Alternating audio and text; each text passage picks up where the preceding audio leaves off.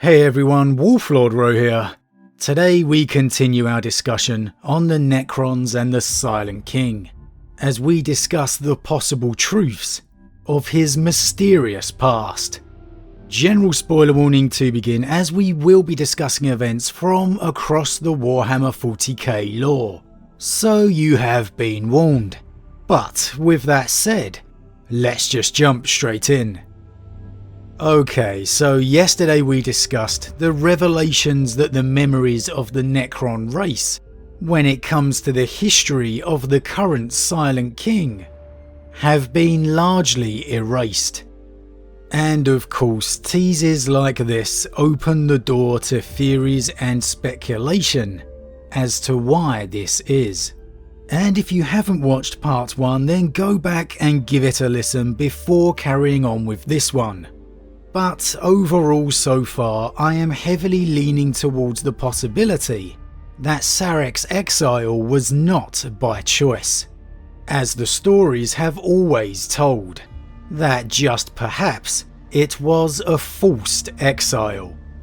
Now, if you watched yesterday, you'll understand why I've started to contemplate this theory, as this eradication of memory combined with the whole acting from the shadows before his re-emergence all added up to just feel a little too suspicious for me. As always with lore theories like this, it's probably very unlikely, but it's just fun to speculate on. However, the big stumbling block I had with this theory is if Szarekh was forced into exile, then why did the Necron race go into hibernation, if he wasn't the one to order it? That's the part that just doesn't make complete sense for me in regards to the theory. So the question remains, what else could the Silent King truly be hiding by erasing the Necron memories? Okay, so let's get the boring, obvious answer out the way first. Nothing. Szarekh is hiding nothing. Nothing to see here, move along. The entire race having their memories blanked in regards to his past is just a computer glitch. Don't worry about it, he's sent an email to tech support and they're going to get it sorted. Come on. The whole reason these little snippets and hints are put there in the first place is to encourage our crazy theories, to add that element of mystery. I mean, GW probably doesn't even know themselves what Szarekh is hiding yet. It's just to add that little bit of mystery. So with that in mind, let's move on to some more interesting possibilities for just what he is hiding. Number 1. He never severed the command protocol. Now this one I saw cropping up in the comments a few times when I had a quick scroll through, and I do like the premise. It would certainly make sense that he may want to blank this portion out, if this was the case, giving the Necron people the belief of free will, when in actuality they have none. Maybe Szarekh did indeed depart into the void of his own free will, like has always been told, but instead of severing that command protocol, he kept it in his back pocket, just in case for when he returned. Again, I like the idea of this one, but the problem I have with it though, is if this was the case, then simply why wouldn't he use it? Why let those like Imhotep and his dynasty oppose him, if he had that command protocol to bring him back into line? Szarekh may have the edge in power base, but make no mistake about it, Imhotep poses a big opposition. He has carved out a vast territory with his dynasty. Before the return of the Silent King, the Stormlord was the unopposed mightiest pharaoh. Why risk having to deal with this kind of problem when you could just have him fall into line? So as intriguing as this one is, I just can't quite buy it. Okay, now on to theory number 2. Perhaps this Silent King is not the original Szarekh. Again, another intriguing theory. When and how this happened could be at any multitude of times, but in thinking about it, I particularly like the idea. The original Szarekh was a true benevolent leader who died in the revolt against the C'tan, leading his race once more, dying to free his people, a true hero of the Necron tier. And that actually would work with ending the command protocol as well. There was a command protocol in place, but the Silent King died.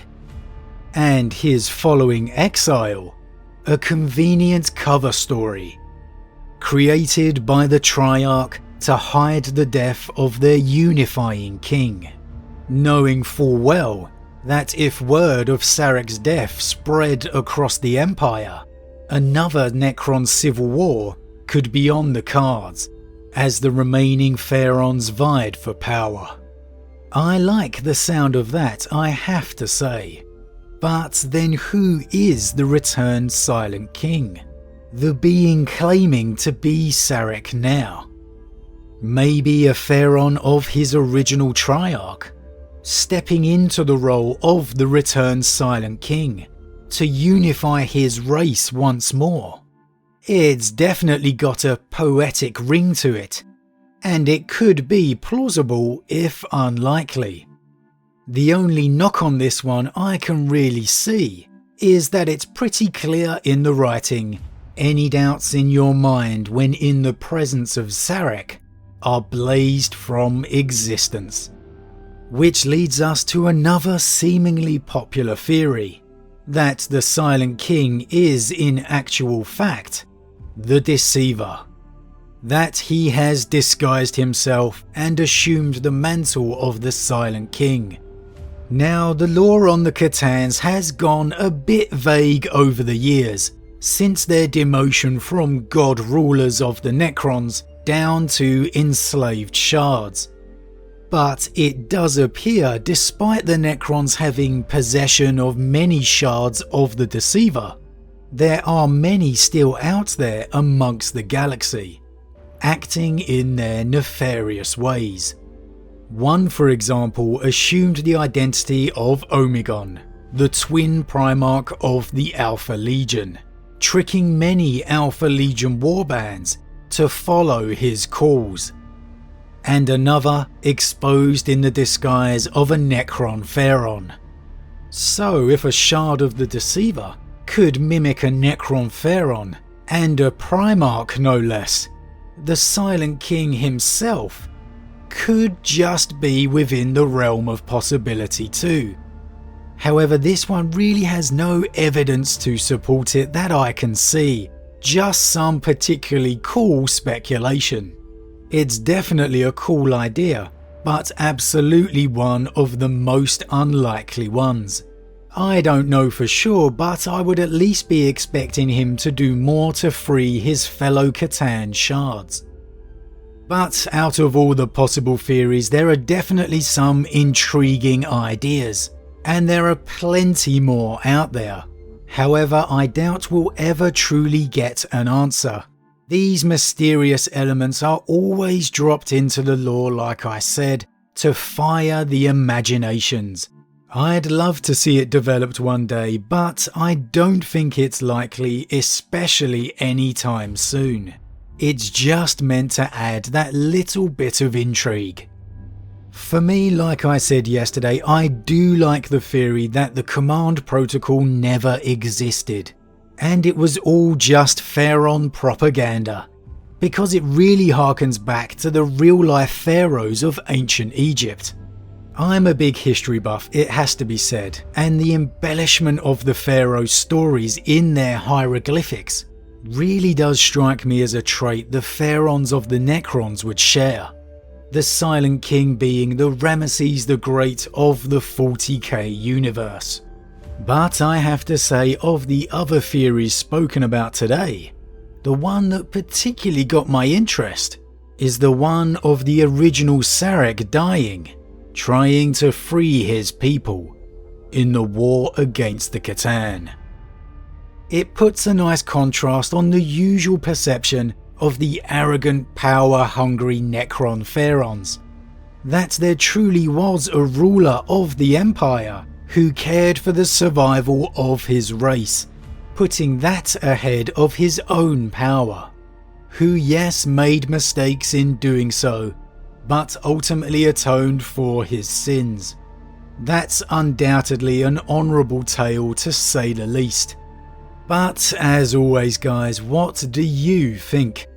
If you had to choose a theory as to why the Necrons' memory has been toyed with, what would it be? What do you think the Silent King could be hiding? Or maybe, if it wasn't Szarekh himself who erased the memories, who else would have had an interest in doing so? As always, leave your thoughts in the comments below, I love to read them.